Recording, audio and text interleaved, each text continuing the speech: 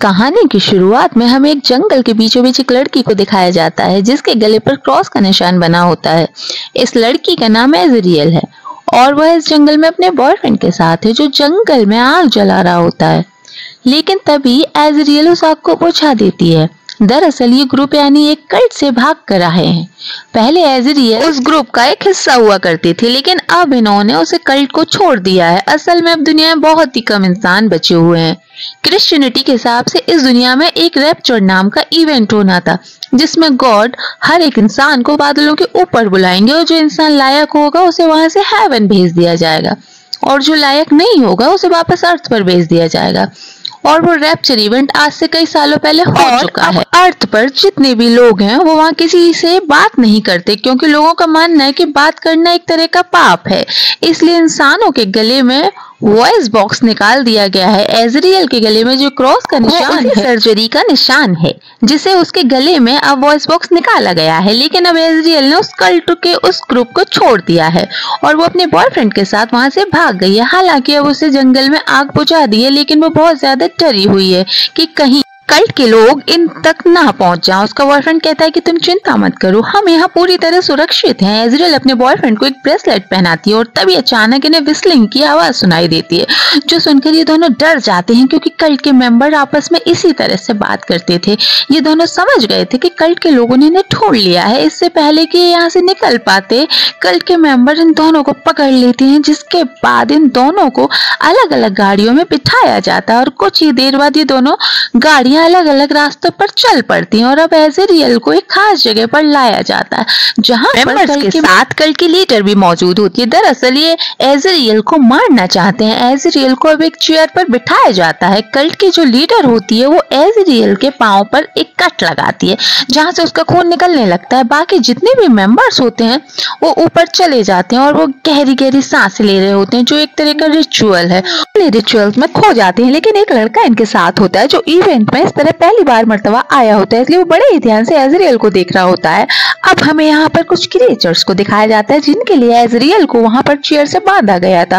अब वो क्रिएचर्स एजरियल का खून पीने के लिए उसकी तरफ बढ़ना शुरू कर देते हैं। एजरियल किसी तरह से अपने जान बचाने के लिए अपने एक हाथ को आजाद कर लेती है और लीडर और जो उसके साथी होते हैं उन्हें बस नहीं पता चलता क्योंकि वो बड़ी शिद्दत से रिचुअल परफॉर्म कर रहे होते हैं और वो कहीं खोए हुए होते हैं। लेकिन उनका जो एक साथी होता है वो एजरियल को देख रहा होता है और एजरियल को रोकने के लिए उसके पास जाता है। उसी मौके का फायदा उठाकर एजरियल के हाथ में जो लकड़ी होती वो उस लकड़ी से उसके गले को जख्मी कर देती है, जिसके बाद क्रीचर्स उसके खून से अट्रैक्ट होकर उसी पर हमला कर देते हैं। एजरियल अपनी जान बचाने के लिए अपने आप को आजाद करके यहाँ से भागने में कामयाब हो जाती है। लीडर और उसके साथी को जब तक हो जाता है तब तक एजरियल वहां से भाग चुकी होती है। लीडर और उसके साथी देखते हैं कि एजरियल के बदले में उस क्रीचर्स ने इनके ही साथी को मार डाला, लेकिन अब वो कुछ भी नहीं कर सकते क्योंकि हर कोई इन क्रीचर से बहुत डरता था। वहीं हम एजरियल को देखते हैं जो भागते भागते एक नदी तक पहुंच जाती है जहां से वो पानी पीकर अपने खून को साफ करती है। इसके बाद वो अपने घाव पर कुछ पत्ते लगाकर उसे कपड़े से बांध देती है ताकि क्रिएचर्स को इस खून की स्मेल ना आ जाए। यहाँ पर एक क्रिएचर्स आ जाता है जिससे बचने के लिए वो एक घर के अंदर चली जाती है और वहाँ चुपचाप होकर बैठ जाती है। क्रिएचर्स उस कमरे के अंदर आता है लेकिन अब उसे खून की खुशबू नहीं आ रही होती है, जिस वजह से क्रिएचर्स यहाँ से चला जाता है। दरअसल इनके सूंघने की शक्ति बहुत ज्यादा है लेकिन ये देख नहीं सकते, इसलिए यहाँ पर एजरियल की जान बच जाती है। इसके बाद एजरियल भागकर सड़क तक पहुंचती है जहां पर उसे गाड़ी के टायर्स के निशान दिखते हैं। अब वो किसी भी कीमत पर अपने बॉयफ्रेंड को बचाना चाहती है, इसलिए गाड़ी के टायर के निशानों का पीछा करते हुए उस कैंप तक पहुंच जाती है जहां पर उसके बॉयफ्रेंड को ले जाया गया था। दरअसल वो खुद भी इसी कैंप से भागी थी। अब यहाँ चारों तरफ फेंस थी लेकिन उसे अंदर जाने का रास्ता पता था। ये वही रास्ता था जहां से ये अपने बॉयफ्रेंड के साथ भागी थी। अंदर जाने पर उसे वो ब्रेसलेट मिलता है और उसने अपने बॉयफ्रेंड के हाथ पर जो बांधा था वो समझ गई थी कि उसके साथ कुछ गलत हुआ है। तभी यहाँ पर लीडर अपने साथियों के साथ आ जाती है उनसे बचने के लिए। एजरियल एक टेंट के पीछे जाकर छिप जाती है और लीडर उसी टेंट के पास आती है और टेंट के अंदर चली जाती है जहां पर उसकी बड़ी माँ होती है जो बहुत ज़्यादा बीमार थी। इसके बाद लीडर एक चर्च के अंदर जाती है। यहाँ पर बहुत सारे लोग बैठे हुए थे और वहाँ पर एक मरियम नाम की लेडी भी होती है जो प्रेग्नेंट थी। वो इन सब की हेड होती है। दरअसल में मरियम गॉड को सुन सकती थी। उसका मानना है कि हवाएं हमें गॉड की मर्जी बताती हैं। दीवारों पर बहुत से होल्स थे जिनमें से हवाएं आती हैं और इन हवाओं को महसूस करके उन सबको बताती थी कि गॉड की क्या मर्जी है। ये सब उसकी बातें मानते थे और मरियम में ही एजरियल को मारने का ऑर्डर दिया था, लेकिन लीडर उससे कहती है कि वो भागने में कामयाब होगी, जिसकी बात सुनकर मरियम को गुस्सा आता है और वो लीडर को एक जोरदार थप्पड़ मारती है। लेकिन तभी एजरियल जो कि चर्च के नीचे होती है उससे कुछ आवाज हो जाती है जिससे लीडर को ये शक हो जाता है कि नीचे कोई ना कोई तो है। वो जल्दी नीचे जाती है जहाँ वो एजरियल होती है। एजरियल को पकड़ने की कोशिश करती है लेकिन एजरियल बड़ी मुश्किल से यहाँ से भाग निकलती है। एल बजाकर सबको आगाह कर देती है यहाँ पर कोई घुसपैठी आया है और अब एजरियल के पीछे सारे लग जाते हैं, लेकिन एजरियल किसी तरह वहाँ से भाग निकलती है। लेकिन यहाँ से भागते चलते उसके हाथ जख्मी हो चुका था। अब वो पूरा दिन भागती रहती है और अब रात हो जाती है। अब उसके हाथ से खून निकल रहा था, इसलिए अब क्रिएचर्स भी उसके पीछे थे क्योंकि उन्होंने इसके खून की गंध सूंघ ली थी। अब वो उसे भागते भागते रोड पर आ जाती है जहाँ पर उसके सामने एक ट्रक आ जाता है। उस ट्रक में एक आदमी बाहर निकलता है तो एजरियल से पूछता है क्या तुम ठीक हो। एजरियल उसकी बात का कोई जवाब नहीं देती क्योंकि वो बोल नहीं सकती, ना ही उसकी भाषा समझ पा रही होती है। एजरियल जल्दी से उसके ट्रक में बैठ जाती है। दरअसल ये आदमी खुद एक सर्वाइवल होता है और अब ये दोनों ट्रक में बैठ कर यहाँ से भाग निकलते हैं। जिसके बाद वो आदमी एजरियल के हाथ बांधने के लिए कपड़ा देता है ताकि उसका खून बहना बंद हो। अब एजरियल अपने हाथ में कपड़ा बांध लेती है। वो आदमी एजरियल से कई सारे सवाल पूछता है लेकिन एजरियल को उसकी भाषा समझ नहीं आती, इसलिए वो उसकी किसी बात के इशारे में भी जवाब नहीं दे पाती है।